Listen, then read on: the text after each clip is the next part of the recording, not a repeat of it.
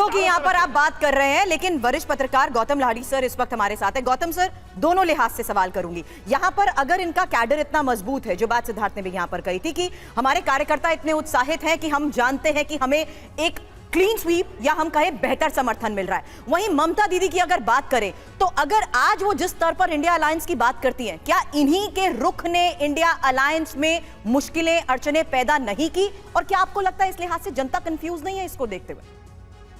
नहीं, सबसे पहले बात तो ये है कि जो नेता और विरोधी नेता जो बोल रहे हैं, एक्चुअली चुनाव में इस बार थोड़ा गर्मा गर्मी कम था।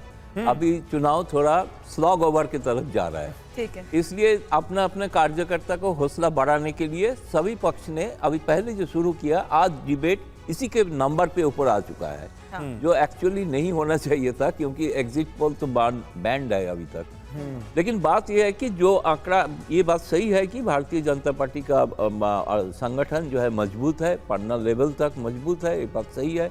बाकी विरोधी दल जो है मोटे तौर पे हवा के ऊपर लड़ते हैं, और अपना जो उतना जो संगठन, ये मानना ही पड़ेगा कि कांग्रेस हो, तृणमूल कांग्रेस का संगठन है बंगाल में, ये बात है, उनका बूथ लेवल तक संगठन है, पहले वामपंथी को जैसे हुआ करते थे।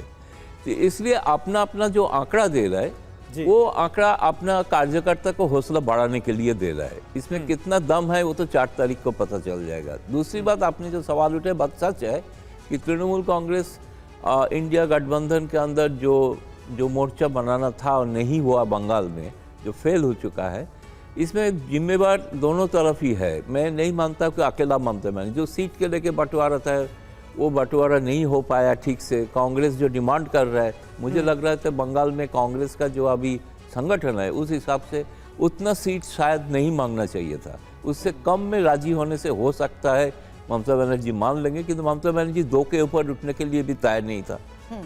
साथ साथ कांग्रेस का और एक मजबूरी है कि उसके साथ वामपंथी को लेके वो चल रहा है, जिसके साथ ममता कतई कोई समझौता नहीं करने वाले हैं। बिल्कुल। तो इसके कारण थोड़ा ये विरोधाभास इंडिया गठबंधन में है, शुरू से ही है। बहुत पहले से ही पता था कि पंजाब, केरल और बंगाल तीनों इंडिया अलायंस का एक फॉल्ट लाइन जिसको कहा जाता है, फॉल्ट लाइन है। ये फॉल्ट लाइन का फायदा हो सकता है कि भारतीय जनता पार्टी को मिले। ऐसे अगर वोट का डिवाइड हुआ, डिवीजन हो गया, इसके कारण 2-3 सीट ऐसे है जिसमें अगर बीजेपी को पहली बार कामयाबी मिल सकता है, तो उसे जैसे मालदा उत्तर सीट, वो वोट डिवीजन के कारण ही बीजेपी को मिला था। इस तरह का अगर कोई डिवीजन हो जाए तो वो एक मुश्किल है इंडिया गठबंधन। ठीक है। सिद्धार्थ हमारे साथ मौजूद हैं बीजेपी से। सिद्धार्थ, जरा ये बताइए कि आपका अपना आकलन क्या कहता है? ये सवाल मैं इसलिए पूछ रहा हूं क्योंकि एक बहुत बड़ा आंकड़ा आप सामने रख दिया गया है कि 270 हम पहुंच गए 4 फेज की वोटिंग में ही, अब लड़ाई 400 पार की है। कहां आप लोगों को यह लग रहा है, किस स्टेट में आपको ऐसा लग रहा है कि यहां पर आपकी सीटें बढ़ेंगी?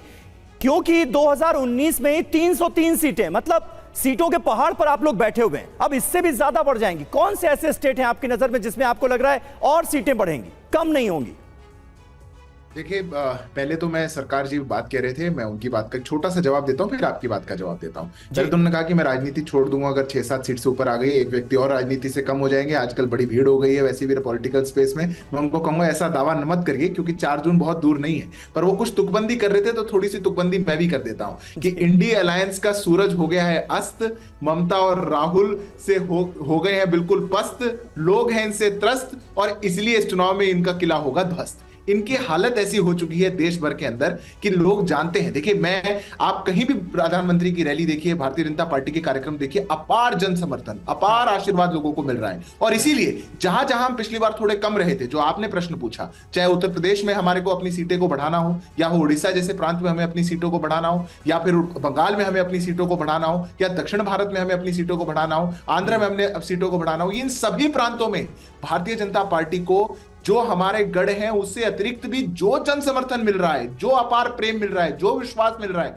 वो 4 जून का परिणाम इनकी आंखों के सामने आ जाएगा। कोई भी ऐसे प्रधानमंत्री जैसे लोकप्रिय नेता जो 2 बार जिनको देश की जनता ने पूर्ण बहुमत की सरकार दी हो, जो एब्सोल्यूट मेजोरिटी के साथ इस देश में सरकार बना रहे हो, उनको ये कह दे रहे हैं अरे तो 100 पे रह जाएंगे, 125 पे रह जाएंगे। अरे आंधी आई थी तो हटाने के लिए भी तो कुछ आंधी लाओगे। चारों ओर छोटी छोटी हवा भी नहीं चल रही, टेबल फैन लेकर के राहुल बाबा घूम रहे हैं अपने साथ, समर्थन में कोई व्यक्ति राहुल बाबा 150 का आंकड़ा दे रहे हैं, ममता बनर्जी 190 से 200 में समेट रही हैं आप लोगों को। नहीं, वो हमारे लिए नहीं कहना चाह रही, वो 15 और 16 सीटें कहना चाह रही हैं कांग्रेस पार्टी को, क्योंकि अच्छा। अधीर रंजन जी ने कह दिया है कि बंगाल के अंदर ममता जी को वोट मत करिए, भारतीय जनता पार्टी को करिए। ये तो इनका इंडिया अलायंस है।